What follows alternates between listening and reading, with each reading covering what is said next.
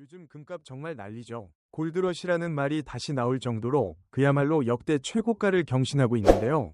오늘 이 시간에는 이 현상의 핵심만 딱딱 짚어서 명확하게 설명해 드릴게요. 자, 그럼 구체적인 숫자부터 한번 볼까요? 최근 기준으로 보면요. 우리나라에서 순금 한돈, 그러니까 3.75g을 사려면 와 무려 91만 2.000원 정도가 필요합니다. 이게 지금 역대 최고 수준의 거의 다 다른 금액이라고 보시면 돼요. 근데 이게 우리나라만 그런 게 아니에요. 국제적으로도 금 1온스당 가격이 4.500달러 수준에서 움직이고 있거든요. 한마디로 이건 전 세계적인 현상이라는 거죠. 그래서 오늘 우리가 뭘 알아볼 거냐면요. 먼저 금값이 왜 이렇게 역대 최고가에 가까워졌는지 현재 상황을 보고요. 그리고 그 핵심 이유 세 가지를 파헤쳐 볼 겁니다. 그 다음엔 가장 궁금해하실 질문이죠. 그래서 지금 사야 돼, 팔아야 돼. 여기에 대한 전략을 알아보고 만약 사기로 했다면 뭘 체크해야 하는지, 마지막으로 내 전체 자산에서 금을 어떻게 다뤄야 할지까지 쭉 한번 살펴보겠습니다. 자, 그럼 바로 시작해 볼까요? 내 말씀드린 것처럼 지금 금값은 그야말로 역사를 새로 쓰고 있다고 해도 과언이 아닐 정도입니다. 일부 기준으로는 이미 새로운 기록을 세웠고요. 이러니 당연히 국내외 투자자들의 관심이 최고조에 달할 수밖에 없는 상황인 거죠. 아니, 도대체 왜 이렇게까지 오르는 걸까요? 되게 복잡해 보이지만 사실 시장을 움직이는 핵심적인 이유는 크게 세 가지로 딱 정리해 볼 수 있습니다. 첫 번째는요. 여러 지형학적 불안정성 때문에 그래도 믿을 건밖에 없다 하면서 안전자산인 금을 찾는 수요가 확 늘었어요. 그리고 두 번째, 미국 중앙은행, 즉 연준이 조만간 금리를 내릴 거라는 기대감이 아주 커졌습니다. 마지막으로 전 세계 중앙은행들이 달러에만 의존하지 않으려고 금을 계속 사들이고 있다는 점이에요.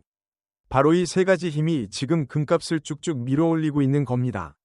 그런데 말이죠. 이렇게 오르기만 하는 시장은 없잖아요.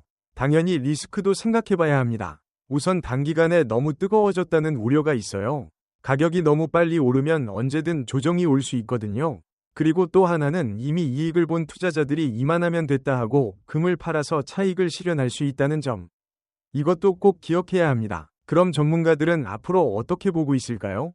기간별로 정리해보면 이렇습니다. 앞으로 한일, 2주 단기적으로는 가격이 오르락 내리락 변동성이 클 수 있대요.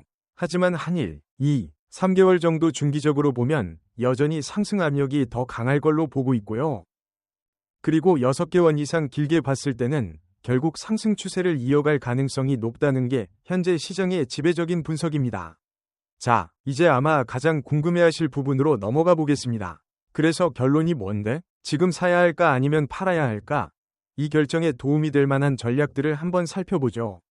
결국 핵심은 타이밍 싸움인데요. 만약 내가 사려는 입장이라면 가격이 잠깐 주춤할 때, 즉 단기 조정을 받을 때를 기회로 삼는 게 좋고요. 반대로 팔려는 입장이라면 시장이 이건 좀 과열이다 싶은 명확한 신호를 보일 때 이익을 실현하는 전략이 유효합니다. 근데 어느 쪽이든 가장 중요한 원칙이 있어요. 절대로 한 방에 모든 걸 걸면 안 된다는 겁니다. 이렇게 변동성이 심할 때 리스크를 관리하는 가장 좋은 방법 중 하나가 바로 이 분할 매수. 영어로는 DCA 전략입니다. 어려운 개념이 아니에요. 그냥 한 번에 몰빵 투자하는 대신에요. 정해진 금액을 꾸준히 여러 번에 걸쳐서 나눠 사는 방식이죠.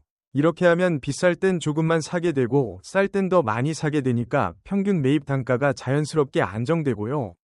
감정에 휩쓸려서 투자하는 위험을 크게 줄여줍니다. 자, 그럼 마음을 정해서 좋아, 나도 금을 좀 사봐야겠다 하시는 분들을 위해서 아주 실용적인 체크리스트를 준비했습니다. 이거 꼭 확인하셔야 해요. 우리가 실물 금, 그러니까 골드바 같은 거를 살 때는요. 그냥 금방만 가서 금 주세요 하면 끝이 아니거든요. 눈에 보이는 가격이 전부가 아니란 말이죠. 먼저 판매점마다 붙는 수수료가 다르고 부가세가 포함된 가격인지 꼭 비교해 봐야 합니다. 그리고 이 금이 진짜인지 순도랑 시리얼 번호도 확인해야 하고요. 나중에 이걸 다시 팔 때 조건은 어떤지, 또 이 귀한 걸 어디에 안전하게 보관할지 그 비용까지 다 따져봐야 진짜 총 투자 비용이 나오는 겁니다. 투자의 정답은 없죠. 내 성향에 맞는 전략을 찾는 게 제일 중요합니다. 나는 안정적인 게 최고다 하시는 보수적인 분이라면 실물 금을 좀 사두고 주식처럼 쉽게 사고 팔 수 있는 금 ETF를 같이 가져가는 장기 분산 투자가 맞고요. 시장 상황에 따라서 유연하게 움직이고 싶다 하는 중립형 혹은 단기 수익을 노리는 공격적인 투자자라면 다른 금융상품을 활용해서 좀 더 적극적으로 리스크를 관리하는 전략을 생각해 볼 수 있겠습니다. 자, 이제 마지막으로 시야를 좀 더 넓혀 볼게요. 금 투자를 내 전체 자산이라는 큰 그림 안에서 한번 보겠습니다. 과연 금은 어떤 역할을 해야 할까요? 이 말이 금 투자의 핵심을 딱 짚어주는 것 같아요. 금은요, 단순히 가격이 오를 때 돈을 버는 수단 그 이상이라는 겁니다. 주식이나 부동산 같은 다른 자산들이 막 흔들릴 때 내 전체 자산을 굳건히 지켜주는 보험 같은 역할을 하는 게 금의 진짜 가치죠. 그래서 많은 전문가들이 뭐라고 하냐면요. 내 전체 투자 자산에서 한 10%에서 20% 정도는 금으로 채워두라고 조언을 해요. 주식, 채권, 부동산 같은 다른 자산들이랑 적절히 섞어서 포트폴리오 전체의 안정성을 높여주는 균형치 역할을 맡기는 거죠. 자, 이제 정말 마무리를 하면서 두 가지만 꼭 당부드리고 싶어요. 첫째, 투자금은 내 생활비와는 완전히 분리된 여유돈으로 하셔야 합니다. 둘째, 시장이 이렇게 뜨거울수록 감정적으로 휩쓸리기 정말 쉽거든요. 항상 데이터에 근거해서 냉정하게 판단하는 습관을 들으셔야 합니다. 오늘 우리가 함께 알아본 이 내용들을 바탕으로 이제 여러분 스스로에게 한번 질문을 던져보시면 어떨까요? 내 자산 포트폴리오에서 금은 앞으로 어떤 역에 맡게 될까? 오늘 저희의 분석이 그 답을 찾는데 조금이나마 도움이 되었기를